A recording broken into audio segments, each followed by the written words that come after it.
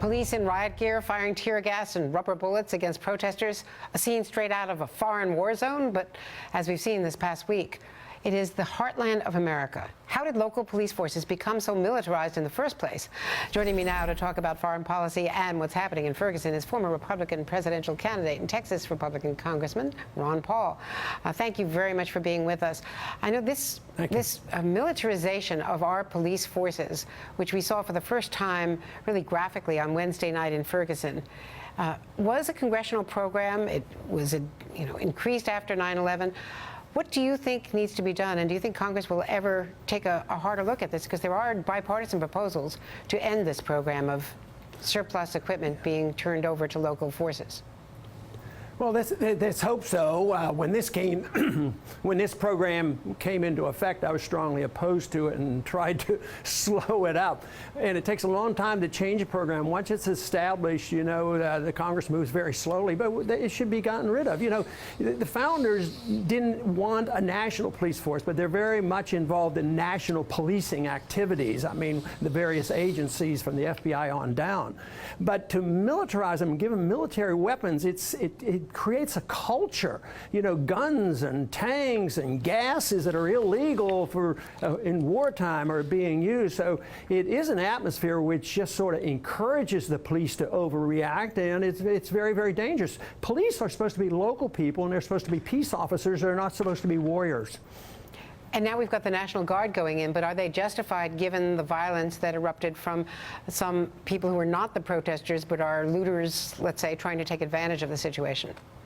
Yeah, that's always a tough one. But even the National Guard is a military operation, so I don't like the military to be moved in. But it should be a police activity. But we're seeing the consequences of so many mistakes. And the question is, how do you handle this? Because if you get rid of the militarization, it takes a while to do that. But I think the less military, the better, because the police became militarized. I can't see how bringing soldiers in are a very good substitute for the police. Maybe the state police or something like that, but not the Guard unit, which has been taken over by the federal government. They're not as independent as they may sound. The federal government uses the military, overseas at will, whether it's the Guard or the reserve units. They go overseas at the president's command. So I don't think that's the solution.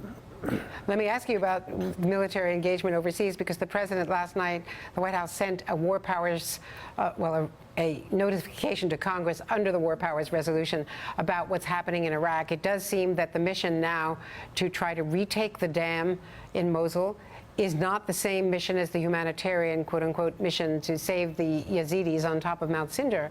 So are we risking mission creep, or should we be fighting against against ISIS in Iraq? No, we're not. We're not risking it. We're doing it. This is exactly the way the war started 24 years ago. As we used planes and bombs and started, attacking Iraq. So it continues. So no, it's the wrong thing to do. Just think, if we had developed a non-interventionist foreign policy in 1990, there would have been no deaths in Iraq. And it wouldn't be a perfect country, but it wouldn't be total chaos, with it being every bit as bad or much worse than it was in 1990. So I would say that if that policy would have worked, and a lot of people are coming around to agreeing that it was a bad mistake going in. If that was a bad mistake to go in, why is it a bad mistake to go home? That's my argument. Why is always sticking around and excuses? The military actually had not left. They were just going in there now to protect the military as much as anything else. We certainly weren't going in there to protect refugees on a mountain. I mean, that was just an excuse to escalate. So we don't have a precise foreign policy. I think Obama wants to lean in that direction. He's less militant, so I sort of like that, but it's not precise enough. off because he gets it from both ends. Some people like myself who want non-interventions, we say, well, he's doing too much. But then when it comes to the neocons, they come down hard on the president and say, no, we need to have troops in there, we need bombs, and we need to be much more aggressive. And the only reason that this has happened is we took the troops out. And of course, the war ended, so to speak, and the troops were brought home by directives of President Bush. So they won't admit that. Well, let me ask you a quick question. We only have a few seconds left about Texas politics. What is this indictment of Rick Perry? Now, a federal judge has said today he's not going to issue an arrest warrant for the governor. A lot of people are saying it is just politics. Is this a bad indictment?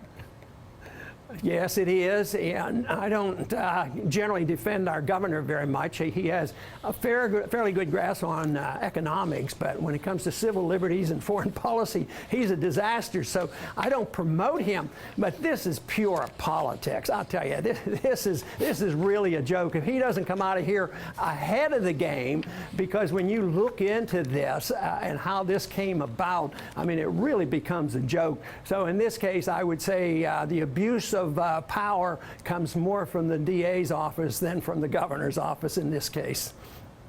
Ron Paul, thank you very much. Thanks for being with us, You're Congressman. welcome.